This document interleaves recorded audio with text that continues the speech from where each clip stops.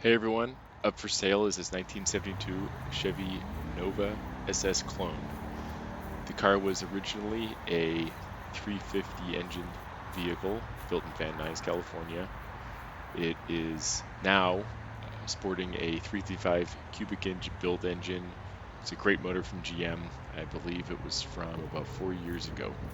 It's got about 3,000 miles on it since then, and there's no rust on the vehicle. It was fully restored back before the current owner bought it and repainted around that time. The car came from Georgia and has a super clean underside, clean body. It's in real great shape. It's not corroded at all, no rust. This isn't your typical Midwestern condition car. It's automatic transmission. It was rebuilt within the last couple of years by a professional mechanic here in Chicago. The paint remains in pretty good shape. There are some nicks and scratches and dents you can see throughout the vehicle here. I'll do my best to highlight them on screen, but just know that it is not, Concours quality paint by any means, although it will do great at a local show or on the street, something you could be proud to have in your garage.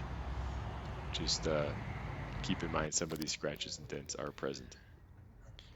Other facts about the vehicle: it comes with an upgraded MSD ignition to go along with it, 355 crate motor.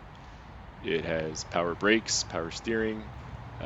Both of those perform very well. I've driven the car a few times now. No shudders, no pulling under braking. The power steering works excellent. No noises or whining. There's a kind of air suspension helper system on the rear axle. It's just to adjust ride height slightly, for example, for different tire sizes. It's not a low rider, it's not an airbag suspension, it doesn't have the RV or 18-wheeler bags, nothing like that. It's just there to raise and lower the vehicle slightly. You can make adjustments to the ride height by adjusting the air pressure using a Schrader valve in the back of the vehicle near the license plate.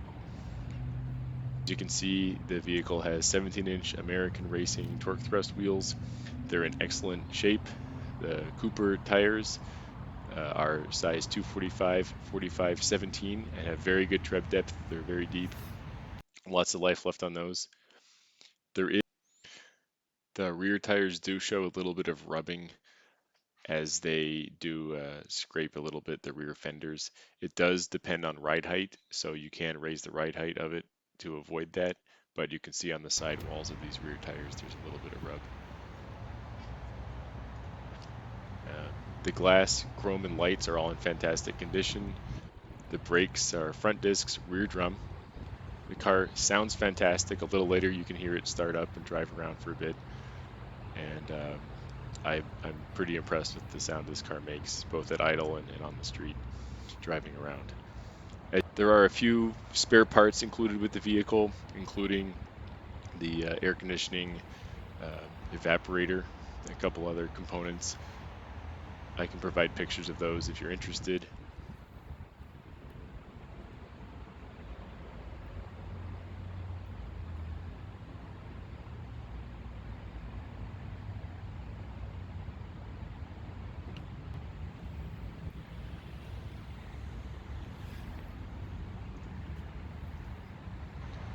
Under the hood, like I said, is a 355 cubic inch GM built crate motor.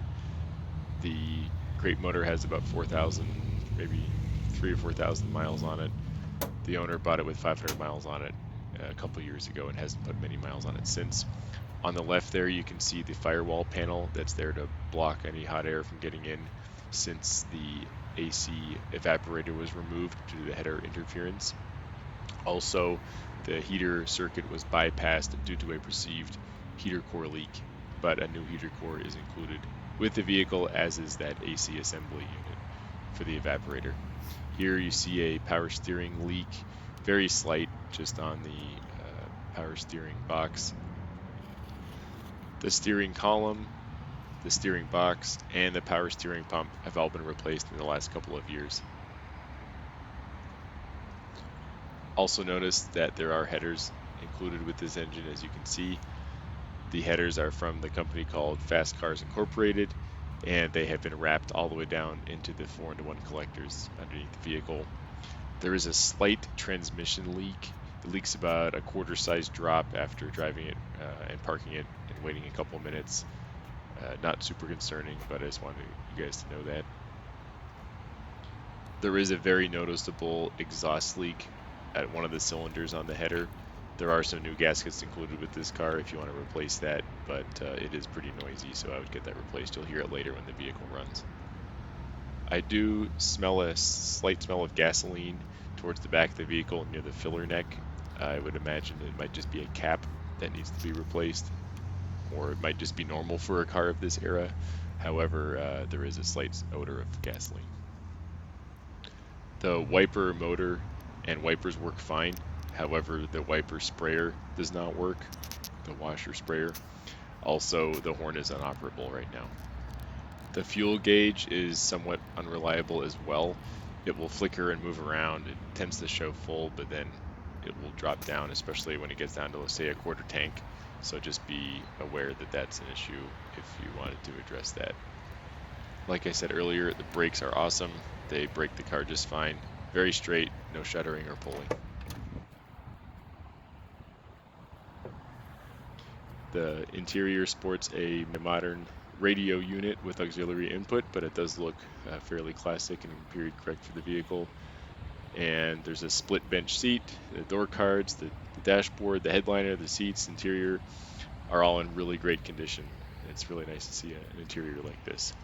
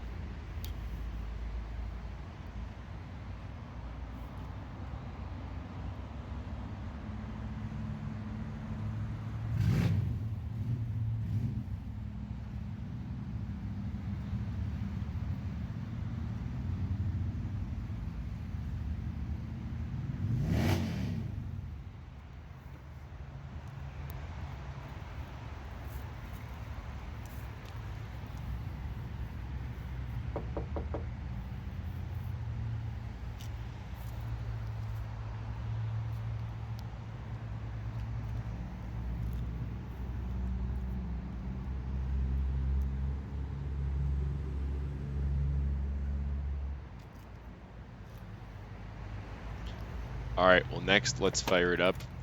I do apologize. My neighbor with his Harley Davidson started up his bike right as I was about to start this car, so there is some competing noise, if you will, but stick around for a few more minutes and you'll see a video with just this car idling instead of hearing interference from the Harley, which also sounds pretty cool, so all good there.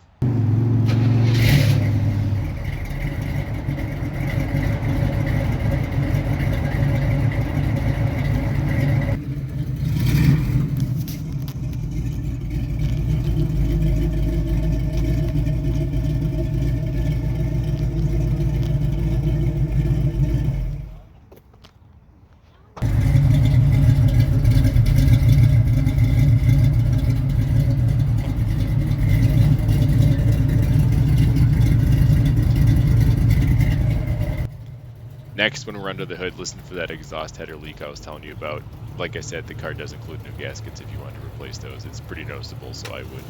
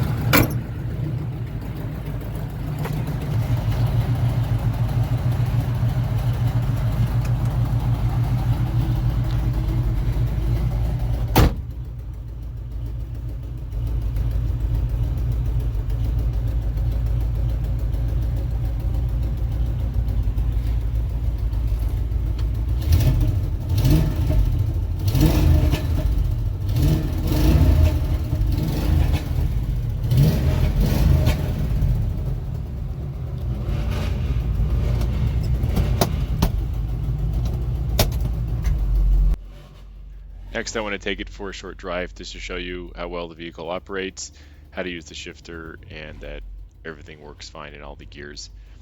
Again, I apologize for the interference noise with the Harley Davidson, but my neighbor's cool, so it's all right by me.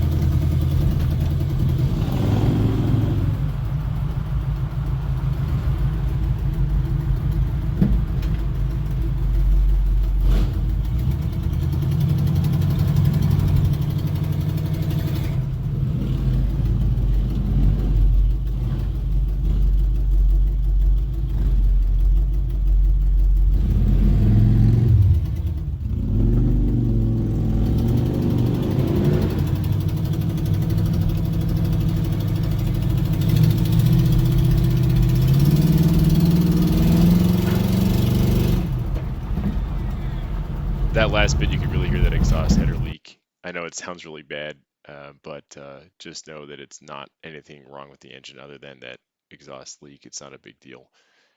Overall, you can hear how well the vehicle sounds, especially at idle and especially around the exhaust pipe area. So rest assured, it sounds fantastic once that header leak is fixed. Here in the trunk, you can see there's no rust. It's in fantastic condition. The carpeting, the steel is all in great shape.